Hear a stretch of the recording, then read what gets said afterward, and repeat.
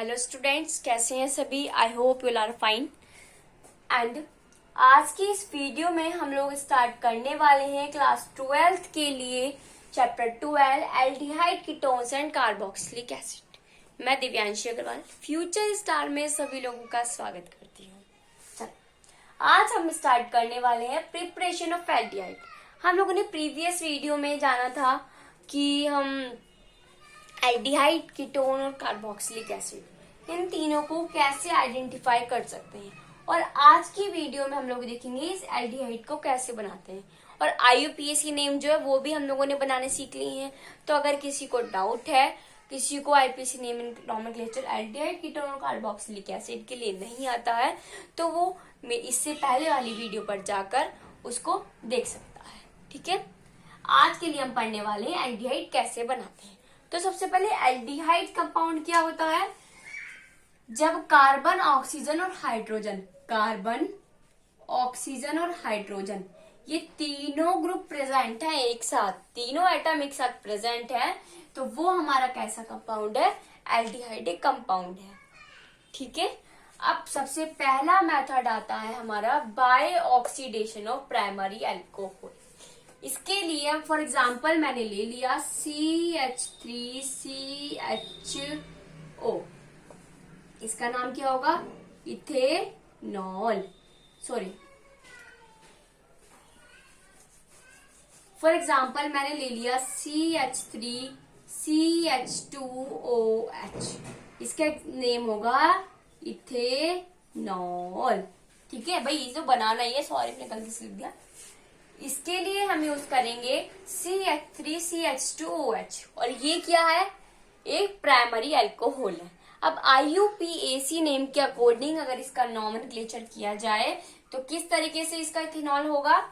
2 carbon है, ethane, और OH के लिए हम लोग क्या लगाते हैं आईयूपीएसी नेम में? ओल लगा देते हैं नेम के लास्ट में। तो ये मेरा बन गया इथेनॉल। अब इस इथेनॉल का जब मैं ऑक्सीडेशन करवाऊंगी तो कौन सा कैटलिस्ट यूज होगा?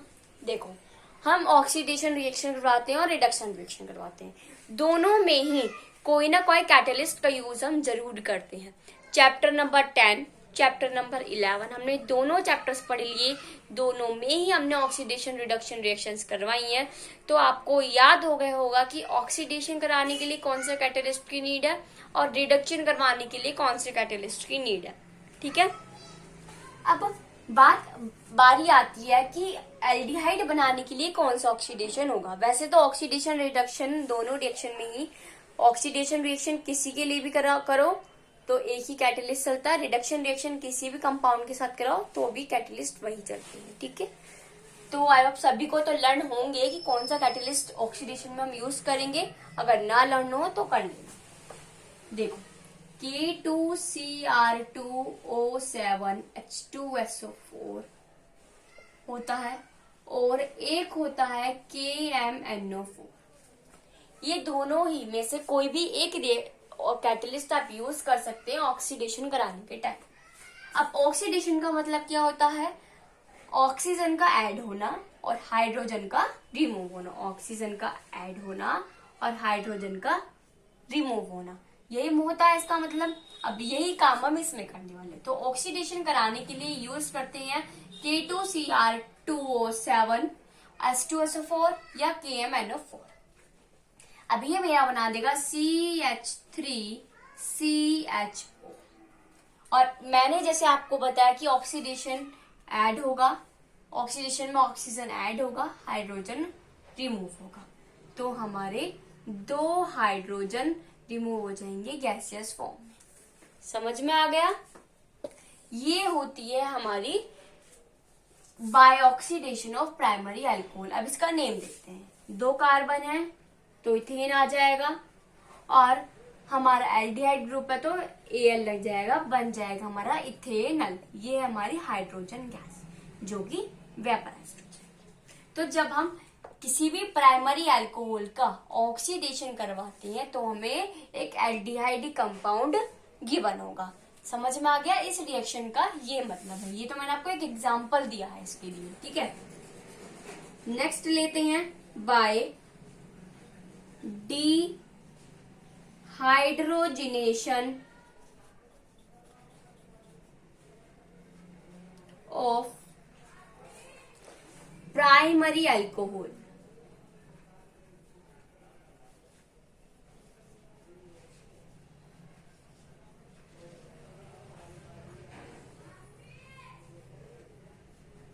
अब डिहाइड्रोजिनेशन का क्या मतलब होता है? डी का मतलब होता है रिमूवल, हाइड्रोजन का मतलब होता है हाइड्रोजन एटम, और एक ही पूरी रिएक्शन का नेम मिलके बनता है डिहाइड्रोजिनेशन।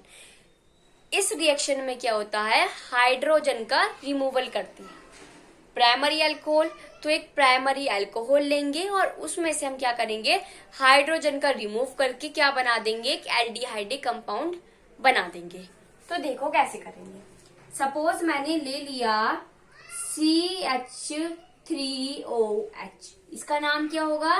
एक कार्बन के लिए मिथेन और अल्कोहलिक ग्रुप है तो ओल, बन जाएगा मिथेनॉल। अब मिथेनॉल का मैं कराने वाली हूँ डिहाइड्रोजिनेशन, और डिहाइड्रोजिनेशन के लिए यूज करते हैं हमेशा हम कॉपर की प्रेजेंट में 573 केल्विन टेम्परेचर पर कॉपर डालते हैं डिहाइड्रोजनेशन कराते टाइम। ये रिएक्शन, इस रिएक्शन के अंदर हमेशा यही कैटलिस्ट यूज होगा, याद रखना।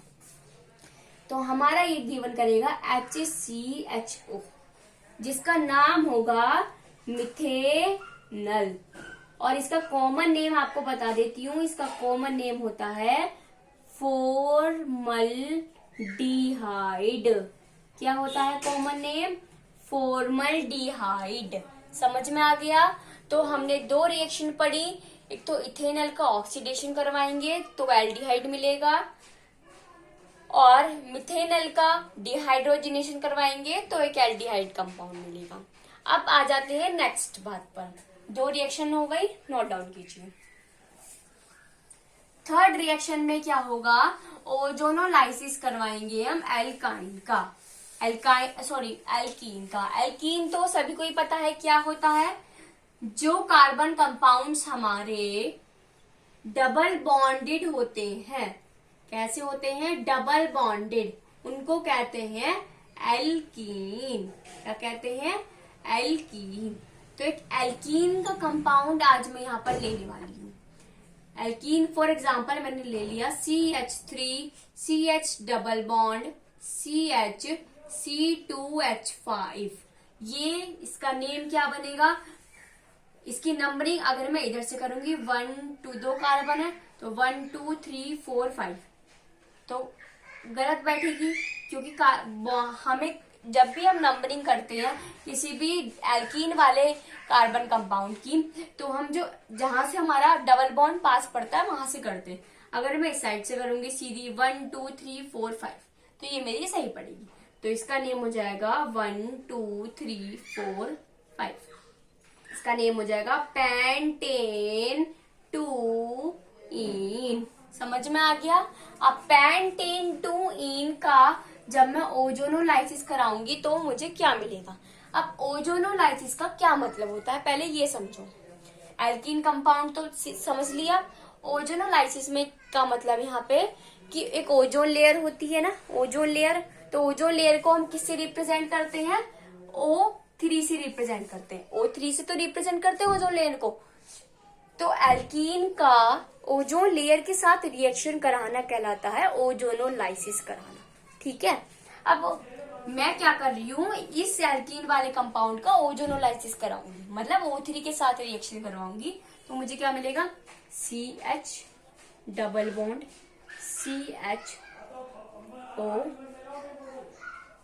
O।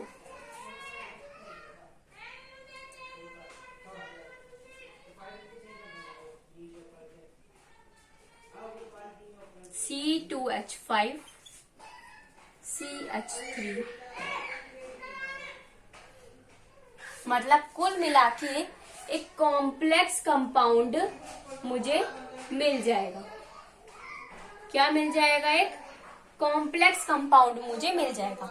जब मैं इस पेंटेन 2-इन का ओजोनोलाइसिस कराऊंगी तो सबसे पहले मुझे कॉम्प्लेक्स कंपाउंड मिलेगा, लेकिन मुझे क्या चाहिए? मुझे एल्डिहाइड बनाना है। अब मैं इसकी रिएक्शन क्या करूंगी? इसकी रिएक्शन H2O और Zn के साथ कराऊंगी। जब इसकी रिएक्शन H2O और Zn के साथ कराऊंगी तो मुझे क्या मिलेगा? एक तो मिलेगा मुझे CH3CHO, CH3CHO, ठीक है। और एक और मुझे क्या मिलेगा? C2H5CHO, C2H5CHO, C2H5CHO। और ये ऑक्सीजन जो है निकल जाएगा, ठीक है। अब इनके नेम, ये दोनों एक एल्डिहाइड कंपाउंड है, सभी को पता है। इसका नाम क्या होगा और इसका नाम क्या होगा ये बताओ। 2 कार्बन है तो नाम क्या बन जाएगा? इथेन अल। 3 कार्बन है, नाम क्या बन जाएगा? प्रोपेन अल। समझ में आ गया? जब भी मैं ओजोनोलाइसिस कराऊंगी एल्कीन का तो पहले कॉम्प्लेक्स कंपाउंड मिलेगा। इस कॉम्प्लेक्स कंपाउंड से एल्डिहाइड कंपाउंड बनाने के लिए H2OZn का यूज करूंगी और H2OZn का यूज करते ही मुझे 2 एल्डिहाइड कंपाउंड मिलेंगे, एक इथेनल एक प्रोपेनल। समझ में आ गया? क्लियर? नेक्स्ट बात कर लेते हैं। ये तो था एल्कीन का ओजोनोलाइसिस कराना। प्राइमरी अल्कोहल का ऑक्सीडेशन पढ़ लिया, प्राइमरी अल्कोहल का डिहाइड्रोजनेशन पढ़ लिया और एल्कीन का ओजोनोलाइसिस पढ़ लिया। इन तीनों से ही एल्डिहाइड मिलेंगे। 4th रिएक्शन की बात करते हैं, नोट डाउन कर लीजिए। 4th रिएक्शन की बात कर लेते हैं भाई। 4th रिएक्शन क्या कह रही है? 4th रिएक्शन कह रही है बाय हाइड्रेशन ऑफ एल्कीन। क्या है? Bye hydration of alkyne, alkyne, ठीक है। अभी एल्काइन क्या है?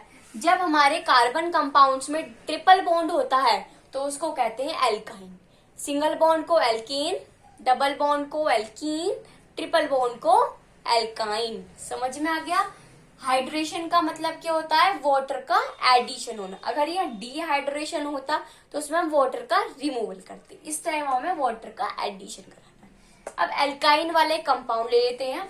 तो फॉर एग्जांपल के लिए मैंने ले लिया CH, ट्रिपल बॉन्ड CH, और इसका नेम क्या होता है? तो सभी को ही पता है, इसका नेम होता है एसिटाइलिन। जब triple bond, double bond, single bond वाले IPAC नेम करे थे, जब ही हमें पता पड़ गया था इसका नाम क्या होता है, तो इसका नाम होता है एसिटाइलिन। अब इस एसिटाइलिन में वाटर का एडिशन करवाऊंगी और कौन सा कैटलिस्ट यूज करूंगी?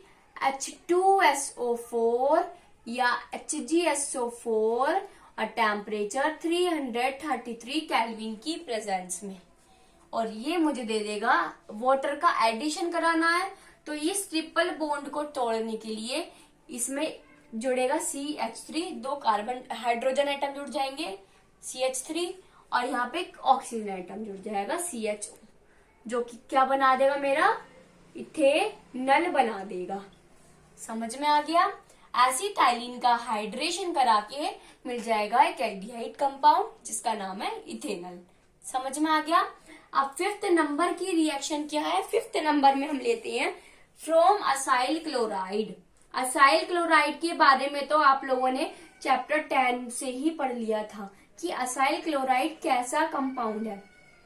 हमने जब वहां एलो एल्केन का जिक्र किया था तो उसमें ही ये आया था कंपाउंड असाइल क्लोराइड, है ना। तो वहीं से ही हमने कंपाउंड लिया है। असाइल क्लोराइड क्या होता है? CH3COCl। अगर आपका एल्कीन ग्रुप के साथ COCl आता है तो एक हमारा असाइल क्लोराइड होता है। अब इसका नेम क्या हो जाएगा? Acetyl CH3COCl, acetyl